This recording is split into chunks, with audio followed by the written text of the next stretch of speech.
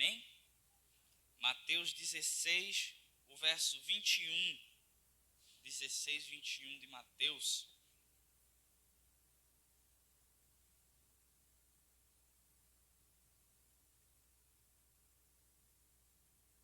Acharam? Vamos ler.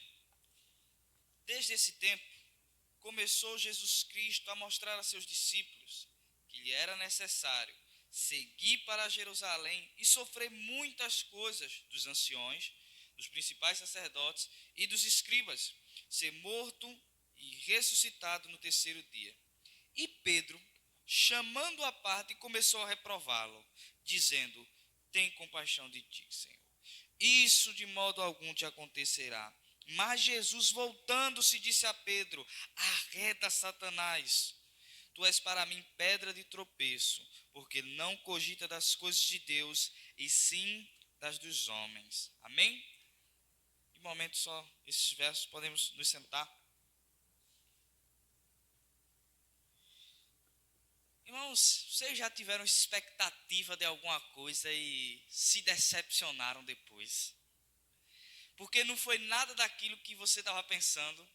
Geralmente isso acontece, pelo menos comigo, quando eu tenho alguma coisa para receber.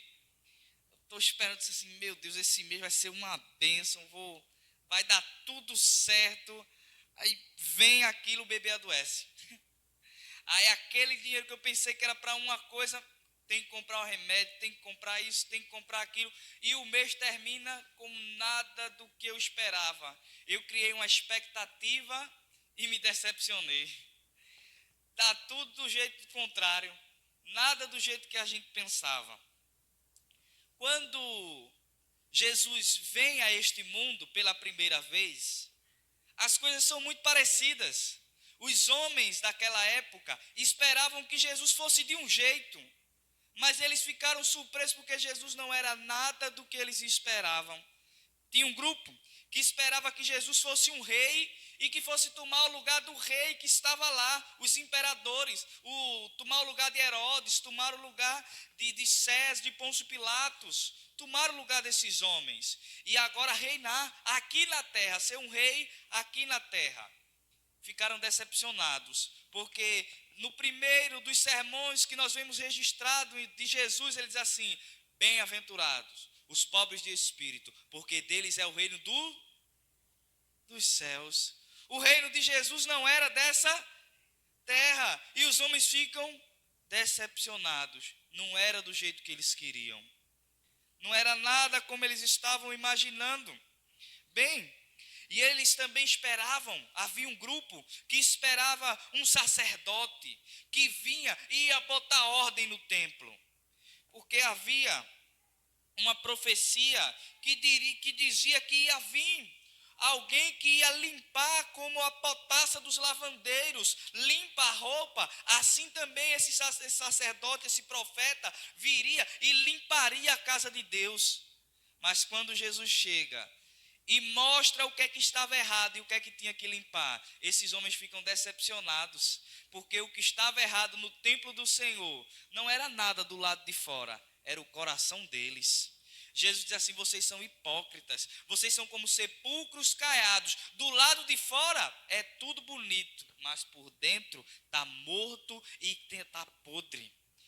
Nada está prestando por dentro, tem que mudar tudo. E eles ficam decepcionados, porque eles pensavam que Jesus ia mudar algumas coisas no templo, mas não que as coisas estavam erradas por causa deles. E eles ficam decepcionados. Mas outro grupo aguardava um profeta poderoso. E nisso não dá para negar, Jesus foi um profeta poderoso. Nenhum profeta fez milagres como Jesus. Nem Elias, nem Eliseu, nem Isaías, nem Jeremias, nem Ezequiel, nem Daniel, nem Oséias, nem Amós, nem Jonas, nenhum. Não existiu, nem Moisés fez milagres como Jesus fez. Abrir a visão para o cego, fazer com que alguém mudo torne a falar, fazer com que alguém surdo torne a ouvir, fazer com que alguém morto torne a vida. Esses milagres, só Jesus. Fazer com que a água transforme-se em vinho, andar por sobre as águas, fazer com que a tempestade e os ventos se cale pelo comando da sua voz. Jesus não precisou fazer muita coisa para que o vento e a tempestade se acalmasse. Ele falou com o vento e disse: vento, aquieta-te. Ele falou com a tempestade e disse: tempestade, emudece. E o texto vai nos dizer: e fez-se grande bonança. Ninguém fez milagres como Jesus, então parece que nesse ponto aqui ninguém se decepcionou, porque Jesus foi um profeta poderoso. Mas teve gente que se decepcionou aqui também, porque ele era um profeta poderoso, mas ele era um profeta que falava a verdade para o povo. A mensagem de Jesus era essa: arrependam-se e creiam no Evangelho. E essa mensagem de transformação o povo não estava preparado para ouvir. Eles queriam um profeta que fizesse grandes milagres, mas um profeta que não dissesse a verdade para eles, porque eles queriam continuar nos seus caminhos. E eles ficaram decepcionados com Jesus. Uns ficaram decepcionados porque queriam Jesus que fosse um rei que vencesse o Império Romano, que acabasse com os tributos, que acabasse com os impostos, que acabasse com toda a injustiça que tinha no mundo. Mas Jesus disse que o reino dele era o reino dos céus, e eles ficaram decepcionados. Eles queriam um sacerdote que mudasse as coisas no templo, e quando Jesus disse o que é que estava errado, eles não gostaram. Eles queriam um profeta poderoso, mas quando esse profeta abria a boca, ninguém queria a mensagem dele. E eles ficam todos decepcionados. Mas teve um dia, ao dia que nós acabamos de ler, que é o dia em que o texto nos mostra que os discípulos agora ficam um pouco decepcionados com Jesus. Já não é a primeira vez. Quando João escreve o Evangelho, do capítulo 14 ao capítulo 17, é o último sermão de Jesus para os discípulos, e os discípulos parecem estar um pouco decepcionados, um pouco tristes, um pouco desacreditados. Como é que Jesus inicia o capítulo 14 de João? Não se turbe o vosso coração. Por quê? Porque os discípulos estavam entristecidos, os discípulos estavam amedrontados, os discípulos já não estavam mais com aquela mesma fé, já não estavam mais com aquela mesma esperança. E Jesus diz assim: levantem-se, tenham ânimo, não deixe que o coração de vocês fiquem tristes. Mas não é a primeira vez que os discípulos se mostram tristes. Eles começam daqui. Jesus estava em outras regiões e ele decide voltar. E ele vai voltar para o lugar onde ele foi mais perseguido. Todas as horas que Jesus falava, os fariseus vinham atrás dele. Todas as horas que Jesus pregava alguma coisa, os fariseus estavam de olho. Todas as horas que Jesus fazia algum milagre, os fariseus retrucavam Jesus: não pode fazer milagre no sábado, não pode fazer isso. Esse homem é endemoniado, esse homem é isso, esse homem é aquilo. Todas as horas os fariseus procuravam algum motivo para falar de Jesus. E Jesus diz assim agora para os discípulos, no verso 21. Desde esse tempo, começou Jesus Cristo a mostrar a seus discípulos que lhe era necessário seguir para Jerusalém. E qual era o motivo dele ir para Jerusalém? Sofrer muitas coisas dos anciões, dos principais sacerdotes e dos escribas. Ser morto e ressuscitado no terceiro dia. Jesus começou a pregar para os discípulos. Desde o dia em que ele começou a ir para Cesareia de Filipe, ele começou a mudar a mensagem dele para os discípulos. Ele começou a dizer para os discípulos assim: vamos voltar para Jerusalém, porque está chegando a hora dos anciões e dos principais me pegarem, me tomarem para eles e fazerem de mim o que eles quiserem, e por fim me matarem. Mas eu ressuscitarei no terceiro dia. E os discípulos começam a ficar entristecidos. Tanto é a tristeza que quando nós lemos em Lucas, os discípulos que estão no caminho de Emaús, o que é que eles dizem? Já é hoje o terceiro dia daqueles que nós esperávamos que fosse o Salvador, o Redentor de Israel. Mas já é hoje o terceiro dia que essas coisas sucederam e nada. Nós esperávamos que fosse ele quem havia de redimir a Israel. Mas depois de tudo isto, é já o terceiro dia desde que tais coisas sucederam. Bem, e nós vemos aqui que os discípulos não ficam muito felizes, mas só um deles decide falar sobre essa insatisfação que ele teve com Jesus, Pedro. Verso 22 diz assim: e Pedro, chamando-o à parte, começou a reprová-lo, dizendo: tem compaixão de ti, Senhor, isso de modo algum te acontecerá. O que é que Pedro faz? Jesus está pregando para os seus discípulos, ensinando os seus discípulos. Aí no meio da pregação, Jesus disse que iria para Jerusalém, que lá ia sofrer muito, e ia morrer, mas ia ressuscitar. Pedro diz assim: Jesus, deixa eu falar um pouco com o Senhor em particular. Chama ele à parte, traz ele para um cantinho e começa a dizer: Senhor, não deixa essas coisas acontecer não. É melhor o Senhor não ir para lá, o Senhor não sabe que vai ser morto, o Senhor não sabe que vai sofrer muito lá, não vamos não. Tem compaixão de ti, não seja assim. E a nova Almeida atualizada, a versão da Bíblia mais recente, ela vai nos mostrar outra vertente desse texto, que é mais ou menos assim: que Deus não permita, Senhor, isso de modo nenhum irá lhe acontecer. É assim que o texto da Nova Almeida atualizada está traduzido. E por isso dá razão porque que Jesus repreende ele, dizendo assim: arreda Satanás, no texto seguinte.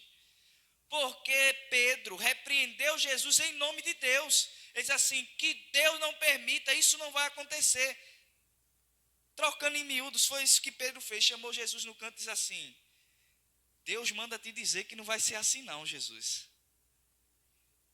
Pedro, em nome de Deus, disse para Jesus que nada do que Jesus estava dizendo ia acontecer. Que ousadia. Pedro dizendo para o Filho de Deus que o Filho de Deus estava errado. E estava dizendo que ele estava certo. E que ele é que estava sabendo qual era a vontade de Deus e Jesus não sabia. Jesus se vira para ele.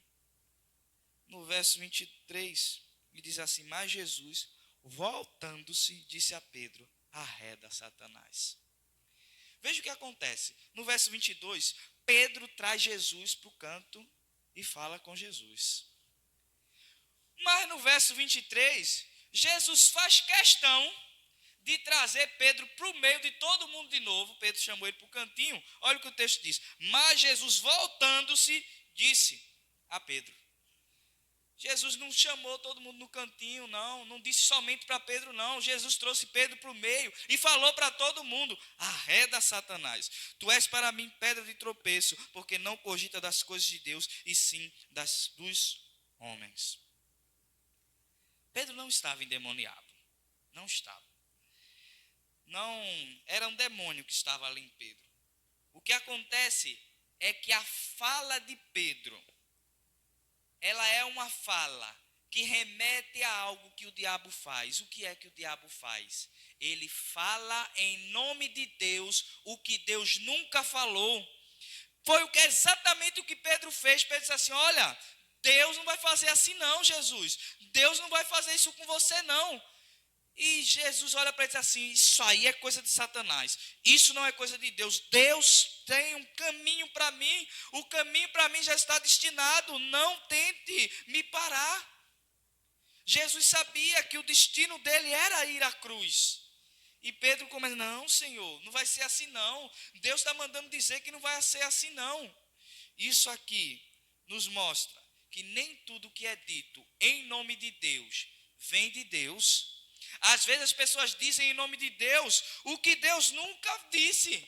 E sabe o que é isso? Isso é uma artimanha de Satanás. Quando Jesus viu isso, Jesus disse logo para Pedro: arreda Satanás, arreda, saia daqui, vá para trás, saia daqui.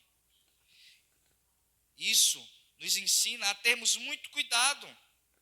Muito cuidado, porque se a gente fala o que Deus nunca falou, se a gente promete o que Deus nunca prometeu, ou se a gente abençoa o que Deus nunca abençoou, na verdade o que nós estamos fazendo é sendo um instrumento do diabo. Quem está falando por nosso intermédio é o diabo e não Deus. Não adianta querer ver alguém fazendo tudo errado e dizer para ele: está tudo certo. Essa fala não vem de Deus, essa fala vem do diabo.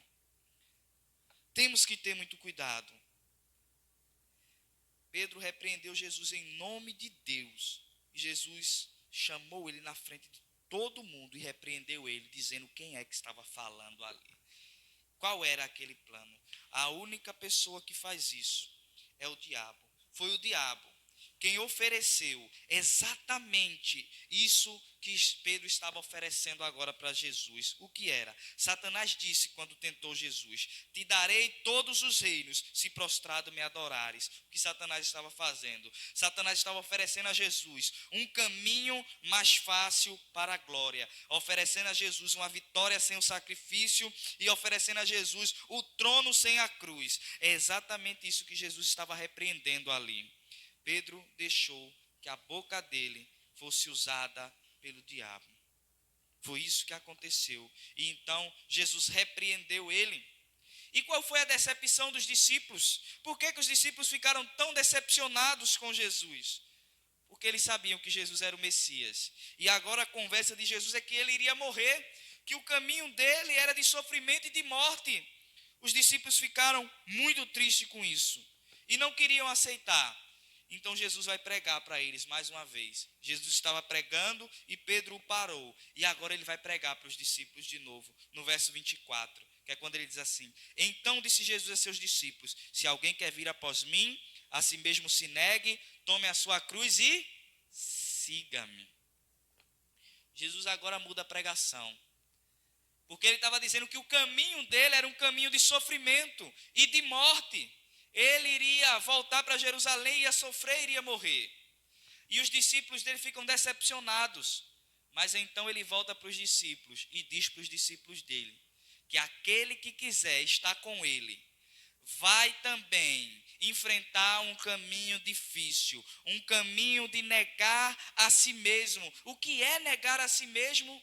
É abandonar, meus irmãos, suas vontades, seus sonhos, seus desejos, suas habilidades, seus talentos, sua força, seu conhecimento e seus propósitos. Nada deve pertencer a você mais. Você deve entregar isso tudo nas mãos dele. Isso é que é negar a si mesmo. Senhor, eu não tenho mais a minha própria vontade, mas aquilo que for a vontade do Senhor para a minha vida, essa é o que eu faço. Eu não quero mais usar minhas habilidades, que o Senhor use. Eu não quero mais usar os meus talentos, que o Senhor use. Eu não quero mais gastar a minha vida, que o Senhor use minha vida. Isso é negar a si mesmo, é colocar tudo nas mãos de Jesus Cristo e deixar que Ele cuide de tudo. Isso é negar a si mesmo. E negar a si mesmo é interessante, porque alguém que nega a si mesmo é alguém que reconhece que não sabe cuidar de si mesmo. Alguém que diz assim: olha, cuida de mim, cuida disso aqui para mim, é porque naquele momento ele não pode cuidar. Quando você sai de casa e vai para uma viagem e deixa a chave com algum vizinho e diz assim: olha a minha casa enquanto eu estou longe. Por que você deixa? Porque naquele momento você não pode cuidar. Mas quando você olha para a sua vida e olha para o mundo e olha para tudo que está acontecendo e olha para o seu próprio coração, você descobre que você não sabe cuidar de si mesmo. Num mundo hostil como esse, você se perderá, você não saberá encontrar o caminho. Então qual é a solução? Negar a si mesmo, é dizer não para tudo aquilo que você pensa, acha ou sabe e entregar isso tudo nas mãos dele, pois ele saberá cuidar mais da sua vida do que você. É isso que é negar a si mesmo. Mas negar a si mesmo não para por aí. Ser discípulo não é somente negar a si mesmo, é também tomar a sua cruz. Talvez nós não entendamos muito bem cruz, porque cruz hoje é um objeto que as pessoas usam. Às vezes nem são crentes e tem uma cruz no pescoço, ou tem uma cruz tatuada, ou tem uma cruz numa pulseira ou num relógio. Às vezes colocam uma cruz com um abadá na testa, às vezes usam uma camisa com uma cruz, às vezes usam roupas com cruz, mas não entende. Cruz não era um sinal de bênção.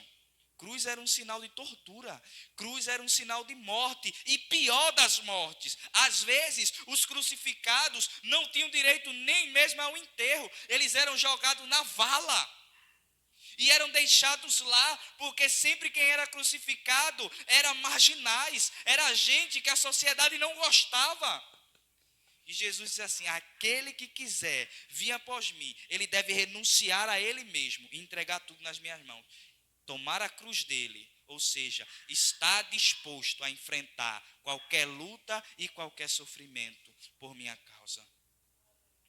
O discípulo deve estar disposto a enfrentar qualquer coisa. E se nós olharmos, esses discípulos aqui que estavam tristes, são os discípulos que se alegram em Atos. Atos capítulo 4, sabe o que é que vai acontecer? Pedro e João, no capítulo 3, entraram no templo e curaram um paralítico. E as autoridades chamaram eles e açoitaram eles, porque proibiram eles de pregar, e eles continuaram pregando. As autoridades foram atrás deles e açoitaram eles. Sabe como eles saíram do templo?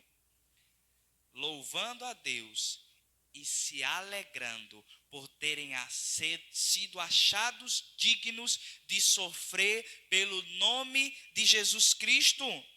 Esses discípulos que aqui se entristeceram com Jesus, eles se alegraram porque um dia Jesus ensinou para eles a verdade. Aquele que é meu discípulo deve estar disposto a suportar também sofrimentos comigo. Nós não somos discípulos somente no dia da alegria, nós somos discípulos apesar dos dias de tristeza também. Nós somos discípulos de Jesus se nós estivermos dispostos a no dia do sofrimento estarmos com Ele, no dia da cruz estarmos com Ele. E é interessante que Lucas, quando escreve essa mesma passagem, ele diz assim: aquele que quiser vir após mim, negue-se a si mesmo, dia após dia tome a sua cruz. A ideia de Lucas é que a cruz é todos os dias. A cruz não é só um momento, a cruz é todos os dias. É todos os dias vencendo as lutas, mas sem voltar atrás. É todos os dias guerreando as guerras, mas sem voltar atrás. É todos os dias enfrentando o que vier, mas sem voltar atrás em Cristo. Isso é ser discípulo. Aquele que quiser vir após mim, negue-se a si mesmo, tome a sua cruz e por fim, siga-me. Só assim nos tornamos discípulos de Jesus. É quando nós estamos dispostos. É quando nós estamos convictos do que queremos. É quando nós nos mostramos dispostos a enfrentar o que for. Aí sim nós devemos dizer: eu quero Jesus Cristo. Até então, nós não somos discípulos. Até o dia em que nós estejamos dispostos a enfrentar tudo e a largar tudo por Cristo, nós não estamos aptos a segui-lo. É o que Jesus está dizendo aqui. Se alguém quer estar comigo, ele deve estar disposto a largar tudo, ou seja, renunciar. E ele deve estar disposto a enfrentar tudo, isto é, a cruz. Aí sim, ele é um discípulo meu. Aí sim, ele deve me seguir. Os discípulos ficam atônitos. Perceba que não há um discípulo que fale nada na hora. Estão todos calados. Nenhum deles ousa falar nada, e Jesus continua a pregação e diz assim: porquanto quem quiser salvar a sua vida, perdê-la-á. E é quando ele mostra que a nossa vida só está segura nas mãos dele. Você já tentou segurar água na sua mão? Não importa quanto tempo você consiga segurar, alguma hora ela escorre. É assim quando nós tentamos seguir a nossa vida sem Cristo. Por mais que nós tentamos chegar lá, nós nunca vamos conseguir. Porque aquele que tenta salvar a sua vida, perde. Aquele que está tentando salvar a sua vida por si mesmo, sem Cristo, sem renunciar a tudo e seguir a Ele, esse não consegue. A vida dele é perdida. Essa vida se perde. Mas como é que então salva-se uma vida? E quem perder a vida por minha causa, achará. Aquele que entrega a vida nas mãos de Cristo e deixa que Ele cuide e renuncia a tudo e vive disposto a enfrentar a cruz e segue a Ele, esse tem a garantia. A vida dele não se perde. A vida dele não é em vão. A vida dele está guardada em Cristo. Não há como se perder. Esse que entrega a vida na causa de Cristo, este tem a sua salvação garantida. E ninguém tem a ousadia de falar, Ninguém fala nada ainda. Verso 26. Pois que aproveita o homem se ganhar o mundo inteiro e perder a sua alma. E agora é quando Jesus explica o que ele disse no verso anterior. Ele diz, porquanto quem quiser salvar a sua vida, perdê-la-á. Como é que o homem tenta salvar a sua vida? Ganhando o mundo inteiro. É assim que os homens tentam salvar a sua vida. Eles tentam fazer uma combinação entre estar no mundo e estar com Deus, entre ter tudo do mundo e ter Deus, entre amar tudo do mundo e amar a Deus. Assim não. O que adianta para o homem ganhar tudo do mundo e perder a sua vida? Perder a sua alma. O que adianta? O que adiantará quando você chegar lá diante do trono de Deus e ele lhe perguntar o que você fez com a vida que ele lhe deu e você disser, eu construí grandes casas, eu construí grandes plantações, eu ganhei muito dinheiro, eu abri muitas empresas, eu fiz muitas coisas, eu fiz isso, eu fiz aquilo, mas e o seu tesouro no céu, onde está? Como já foi dito aqui. E o seu tesouro aqui, cadê? E então você não terá nada. E então você não apresentará nada. E sabe o que é que vai acontecer? O que adiantou você ter ganhado o mundo inteiro e ter deixado o assunto mais importante para depois, que é a salvação da sua alma? Jesus continua a pregação porque ninguém fala mais nada. Ou o que dará o homem em troca da sua alma? É exatamente o que ele continua a dizer. Diz assim, e quando chegar lá, o que é que você vai oferecer? O que é que deste mundo aqui, o que você conquistou nesse mundo, você pode oferecer para Deus? Nada do mundo é dele, ele não precisa de nada do mundo. Ele não precisa de dinheiro porque ele é dono do ouro e da prata. Ele não precisa de casas porque nenhuma dessas casas comporta o nosso Deus. A Bíblia vai dizer que nem mesmo os céus são santos o suficiente para ele.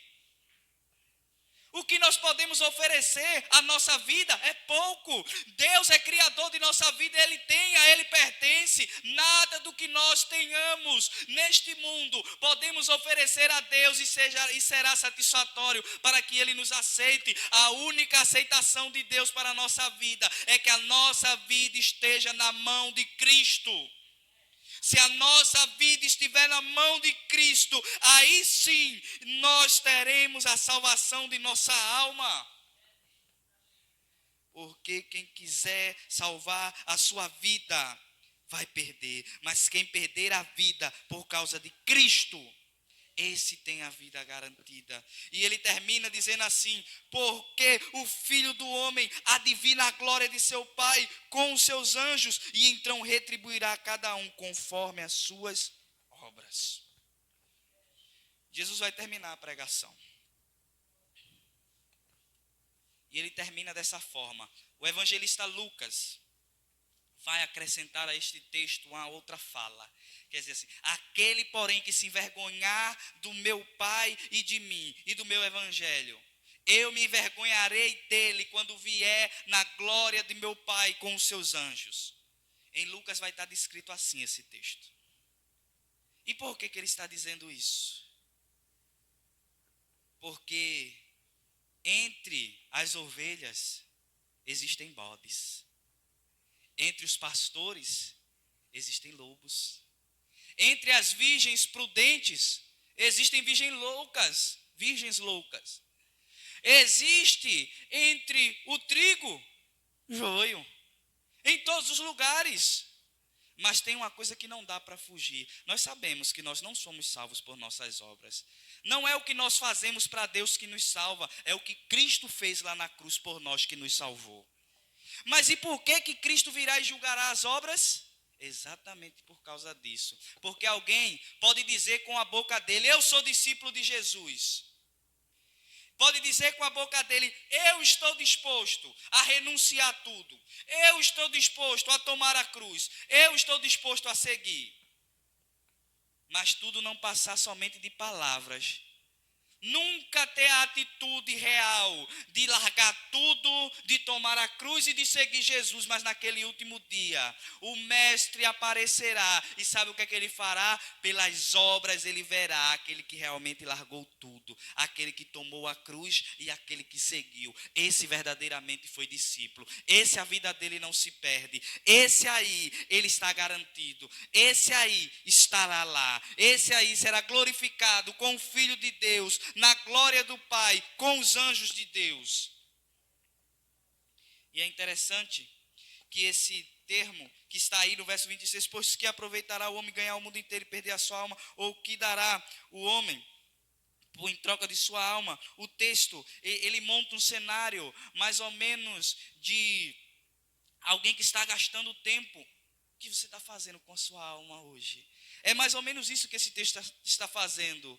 O que está adiantando, isso que você está fazendo hoje, vale a pena você se perder eternamente? Isso que você está fazendo com o seu tempo hoje, vai valer você passar toda a eternidade perdido? Isso que você está gastando os seus dias hoje, dizendo assim, mais tarde eu volto para Cristo, mais tarde eu vou para Jesus, mais tarde eu me converto, mais tarde eu tomo posição na igreja, mais tarde eu faço isso ou mais tarde. Isso que você está fazendo agora, vale a pena você se perder eternamente? Vale a pena? É isso que o texto está dizendo. Será que vai valer a pena ganhar o mundo? Será que esse tempo que você está perdendo vai valer a pena? A resposta é óbvia. Lógico que não. Nada do que esse mundo tem a nos dar vai valer a perdição eterna de nossa alma. Esse texto e essa pregação de Jesus tem várias lições para a nossa vida. E a primeira que eu quero falar é a instrução que esse texto traz. Que tipo de crente somos? Esse texto nos pergunta isso. Somos os crentes que desejamos o Jesus da Bíblia? Ou o Jesus verdadeiro? Ou somos aqueles crentes que gostam de um Jesus inventado, um Jesus falso, um Jesus que é fruto da cabeça dos homens? Dependendo de que crente você é.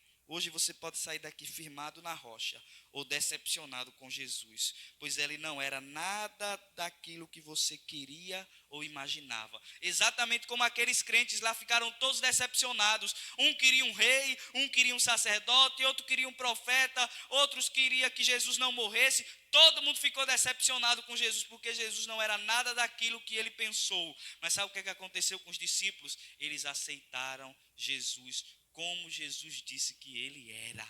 Ele era o Filho de Deus, tinha todo o poder. Quem estava com ele também enfrentaria dificuldades e lutas, mas ele estaria com ele todos os dias.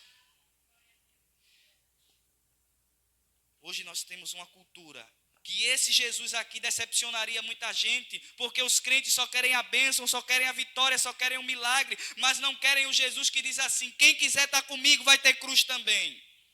Muito crente se decepcionaria com uma mensagem dessa. Se Jesus viesse hoje, pisasse na terra e dissesse assim, quem quiser estar comigo vai ter que largar tudo e vai ter que enfrentar a cruz. Muita gente não ia querer. Mas é exatamente isso que ele diz para os discípulos dele. Quer vir comigo? Quer me seguir? O caminho vai ser esse. Vai ter que deixar a vida na minha mão e vai ter que deixar que eu faça dela o que eu quiser. Se for para ser bom, vai ser, mas se for para ser cruz, vai ser também. Aceita ou não? Me seguirá ou não? É meu discípulo ou não? Mas esse texto também traz outra lição, e essa lição é uma exortação. Nós somos culpados por tantas invenções em nome de Deus, tantas mensagens que estão falando por aí sobre um falso Jesus, um Jesus que é somente bênção e somente milagre. E sabe por quê? Essas mensagens só fazem crescer porque tem gente para ouvir, porque tem gente que dá crédito, porque tem gente que gosta desse tipo de mensagem. Mas esse texto mostra que muitas mensagens dessa, que Jesus é somente bondade, que Jesus é somente amor, mas Jesus nunca permite que nós venhamos enfrentar dias difíceis, é uma mensagem, na verdade, do diabo. Lembre-se do que Pedro fez e o que Jesus falou com ele. Só quem ensina a bênção sem medida, toda hora, é o diabo. Jesus não. Jesus mostra a verdade. No mundo tereis aflições. Se quiser, venha após mim, negue-se a si mesmo e tome a sua cruz. Jesus mostra a verdade. Ninguém está aqui iludido. Estar com Jesus não é ter bênção todo dia, é ter dias difíceis também. É ter dias de glórias e ter dias de cruz. E essas coisas que as pessoas gostam é que aumenta o número de falsos discípulos e o número de gente decepcionada com Jesus, com a igreja e com os pastores. Eles chegam aqui e dizem que Jesus é uma enganação, a igreja é uma enganação, os pastores são enganadores, porque eles só gostam da mensagem que agrada. E quando eles se decepcionam, eles não querem saber mais de igreja, de Jesus, de Deus, de nada. Mas por que eles ficam decepcionados? Porque eles gostavam do Jesus que só oferece coisa boa toda hora. A culpa é deles e a culpa é nossa quando gostamos de ouvir isso. Quando alguém que realmente conhece a palavra de Deus, abre a Bíblia e explica a Bíblia, ninguém gosta, ninguém presta atenção, ninguém ouve, ninguém crê. Mas quando um lobo vem e inventa um monte de coisa que a Bíblia nunca disse, que Deus nunca falou, todos gostam, todos ouvem e todos vão atrás. Então a culpa dessas decepções que as pessoas têm hoje é delas. É delas. Sabe por que tem tanta gente decepcionada? O motivo são eles mesmos, que procuram para si mestres que agradam eles em tudo, mas nunca diz a verdade a eles, pois no dia que disser, vai perder eles. No dia que disser a verdade para eles, vai perder eles. Apenas uma mensagem, como essa aqui que Jesus estava dizendo para os discípulos dele, pode forjar um coração com uma fé forte, uma fé sólida, igual dos discípulos de Jesus Cristo. Por que os discípulos morreram pelo nome de Jesus e não voltaram atrás? Porque Jesus nunca disse para eles que tudo era somente bênção. Jesus sempre disse para ele que estar com ele também envolvia dias de cruz. Bem, mas esse texto nos consola, dizendo que temos um Jesus que não deixa ninguém enganado, pois ele mostra que nossa alma eterna é impagável, e se nossa vida não estiver nas mãos dele, não há quem possa nos livrar da condenação, não há quem possa pagar, ou orar, ou fazer um apelo. Distante de Cristo só existe perdição, mas ele nos oferece a oportunidade de entregarmos nossa vida a ele e deixarmos ela em segurança. Esse texto também traz essa consolação. E para aquele que hoje está em dúvida, está desviado, está inconstante, em que você tem gasto os seus dias? Será que isso com que você tem gasto os seus dias vale a eternidade na perdição? A resposta é clara. É óbvio que não. Aceite hoje a oportunidade que Cristo dá a você. Entregue sua vida aos cuidados dele. Decida hoje quem somos, se somos discípulos de Cristo ou se somos aquela multidão de gente que se decepciona com o Jesus verdadeiro. Que Deus nos ajude a sermos verdadeiros discípulos dele, porque a cruz do nosso mestre é também a cruz dos discípulos dele. Se o nosso Senhor enfrentou dores, nós não estamos distante disso, não somos melhores que ele. Que Deus nos ajude e nos abençoe.